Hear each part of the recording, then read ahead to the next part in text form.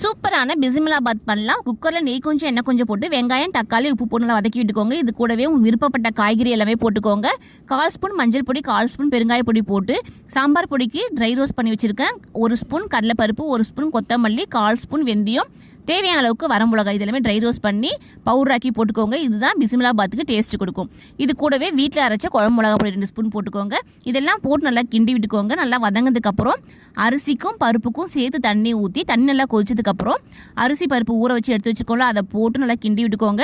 ஸ்டவ்வை 20 நிமிஷம் medium flame வச்சு கிண்டி விட்டுக்கோங்க. நல்லா குழைய வெந்துடும் சாதம்.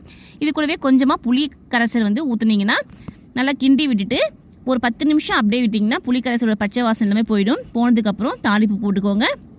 நெய் நிறைய போட்டு அதில் கொத்தமல்லி தழையும் கருவேப்பிலை தழையும் போட்டு நல்லா பொரிஞ்சதுக்கப்புறம் எடுத்து போட்டுக்கோங்க. சூப்பராக வாசனையாக இருக்கும், செம்ம டேஸ்ட்டாக இருக்கும். ட்ரை பண்ணி பாருங்கள், செம்ம சூப்பராக இருக்கும்.